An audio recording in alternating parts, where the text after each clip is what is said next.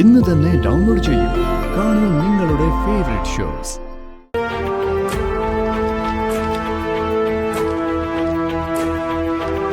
ജഗന് ജാമ്യം അനുവദിച്ചുകൊണ്ടുള്ള മുൻസിഫ് കോർട്ടിലെ ഓർഡറാണിത്.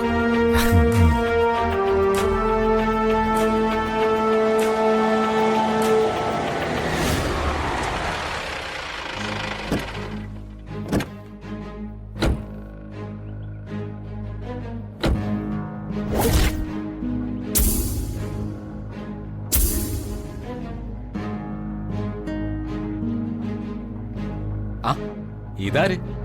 സാഗറിന്റെ ആകിയോ? വാ ഇരിക്കിരിക്ക്. ഇത്രയും കാലം ഒന്ന് ഇരുന്നതാ, ഇനി ആരും ഇരുത്താൻ നോക്കണ്ട. എവിടോ എം എൽ എ സാറ്? ഏത് പാതാളത്തിലാണ് അങ്ങനെ ഒളിച്ചിരിക്കുന്നേ? ഇറങ്ങി വരാൻ പറയടോ. അയാളുടെ മുഖത്ത് നോക്കി 4 വർത്താനം പറയാനാ ഞങ്ങൾ വന്നത്. ധൈര്യം ഉണ്ടെങ്കിൽ ഇറങ്ങി വരാൻ പറ. അച്ഛനൂടെ ഇല്ല. ഇല്ലേ? ഏത് നരകത്തിലാ അയാൾ പോയത്? കുറച്ചുകൂടെ മര്യാദയ്ക്ക് സംസാരിച്ചു കൊള്ളായിരുന്നു. ഇല്ലെങ്കിൽ നിങ്ങൾ എന്നെ എന്ത് ചെയ്യും? ഒന്ന് പോതള്ളേ. രാഖി, വെറുതെ ജിതേന്ദ്രന്റെ കൈ മെനക്കെടുത്തിക്കരുത്. അത് തന്നെ എനിക്കും പറയാനുള്ളത്. എന്റെ കൈ മെനക്കെടുത്താതിരുന്നാൽ നിനക്കൊള്ളാം. പെണ്ണാണെന്ന് ഞാൻ നോക്കില്ല. ഒരെണ്ണം തന്നാലുണ്ടല്ലോ, നീ ഒളിഞ്ഞു പോവും. ചോണയുണ്ടെങ്കിൽ ഒന്ന് തല്ലി നോക്കണം. കിടന്ന് കുരയ്ക്കാതെ മുന്നിൽ പോടാ മരക്കൊന്ത. എടി നെത്തോലി, ഞാനല്ല മരക്കൊന്താൻ, നിന്റെ കൂടെ നടക്കുന്ന ഇവനാ. മനസ്സിലായോ? വെറുതെ എന്റെ മെക്കിട്ട് കയറാൻ വരരുത്, മനസ്സിലായടാ? ഞങ്ങള് താമസിക്കുന്ന വീട്ടിൽ കയറി ഒന്ന് പട്ടിഷോ കാണിച്ചാലേ. എടാ സാഗറേ, നിനക്ക് ജിതേന്ദ്രനെ അറിയില്ല. അഭ്യാസം കാണിച്ചാ ഞാൻ കേറിയിരുന്നങ്ങ് മെഴുകും. മനസ്സിലായടാ? ആരാ ഇവരൊക്കെ? മരിച്ചുപോയ രാജീവ് മേനോന്റെ സഹോദരി രാഖിയും ഭർത്താവ് സാഗറുവാ. രാഖിയും സാഗറും?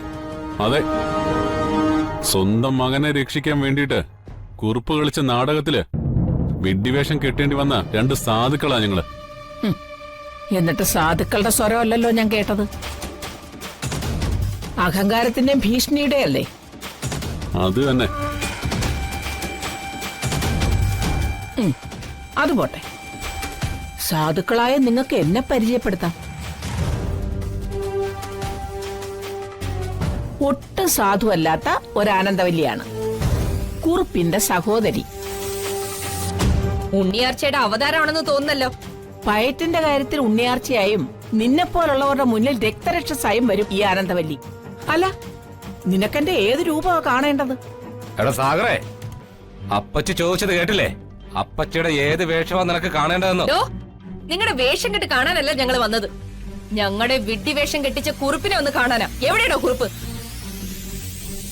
ജഗനെ ജാമ്യത്തിലിറക്കാനുള്ള എല്ലാ കുരുക്കുകളും കുറുപ്പ് നീക്കി കഴിഞ്ഞു.